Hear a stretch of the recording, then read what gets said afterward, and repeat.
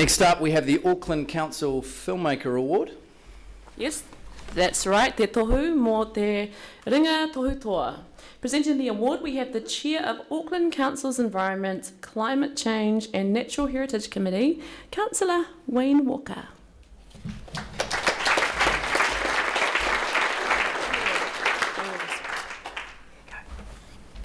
Great to be here. Kia ora.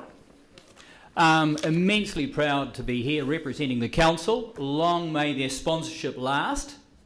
And certainly I'd put out a challenge to other sponsors to come up to the mark, particularly other councils, because there are a number of them across New Zealand and all of us should be involved in these awards.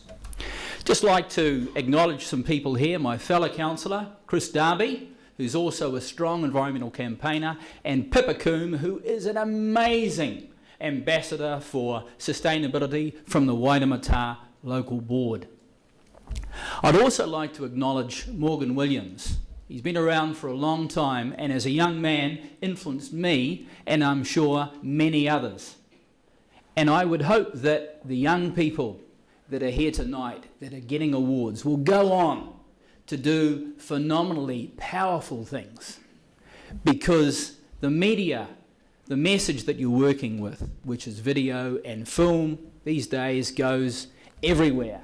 And I think the big challenge for all of us, and that includes the council, is to use this material so that your message goes out there, and I'll certainly do the best I can to push that along.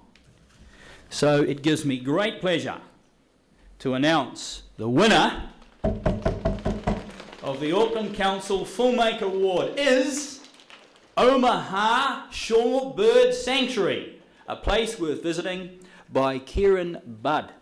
Thank you.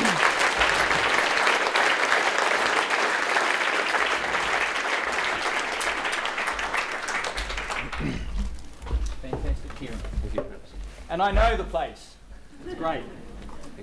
Awesome. Oh, here's your other prizes. Omaha Shorebird Sanctuary, A Place Worth Protecting, is a documentary that discusses the multiple threats facing New Zealand's native shorebirds and what one community is doing to protect its inhabitants. The judges considered it to be a clear and well-constructed film with good cinematography.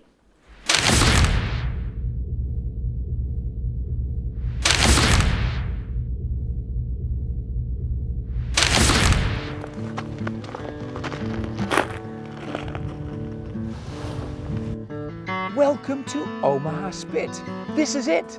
It's a stretch of land which is effectively a barrier between the open sea and the Whangatau harbour.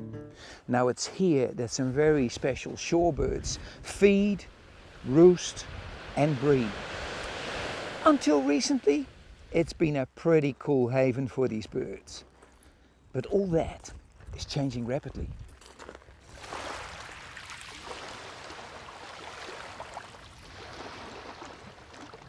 Now, most of our shorebirds are not just native, they're actually endemic. That means they only occur here in Aotea in New Zealand.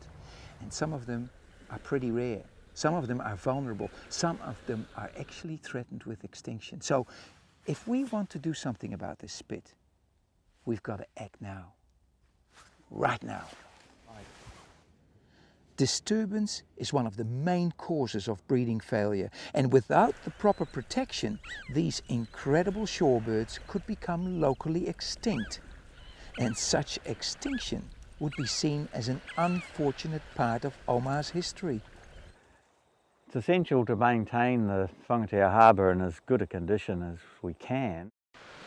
It's the most natural of our mainland estuaries in the Auckland region for a start, and it's partly like that way because there hasn't been a lot of development around it, and one of the reasons why we have so many shore wading birds living on the spit here is because of the resource of the food in this harbour, and keeping it healthy for the birds is also important.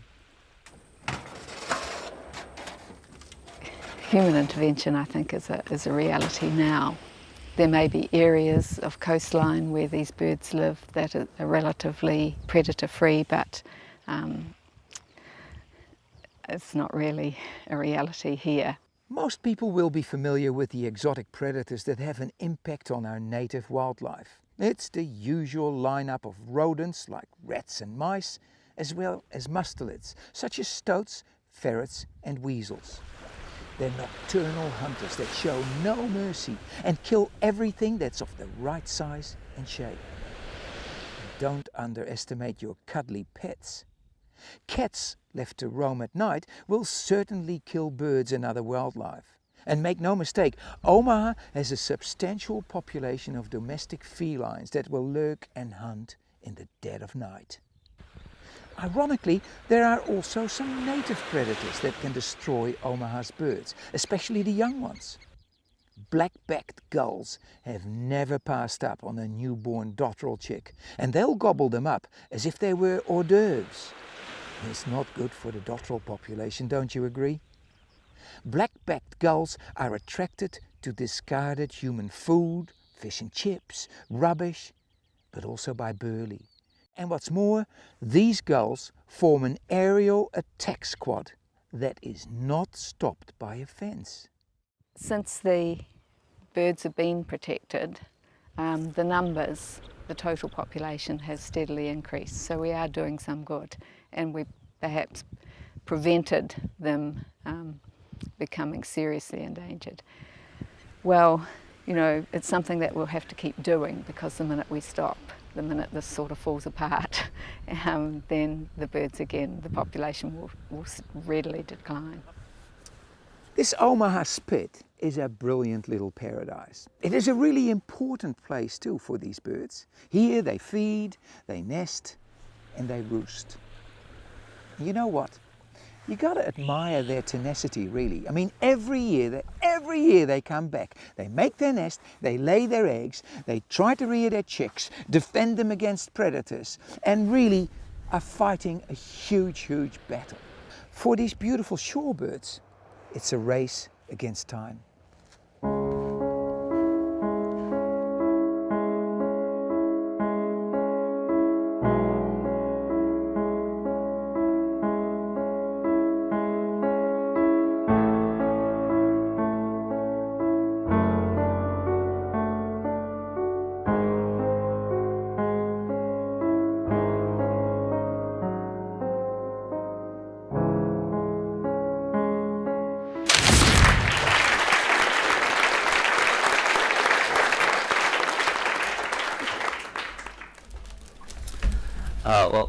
Thank you to the Outlook for some day. This is great. Also like to say thanks to my crew who couldn't be here today, Harriet and Sian, who also collaborated with me.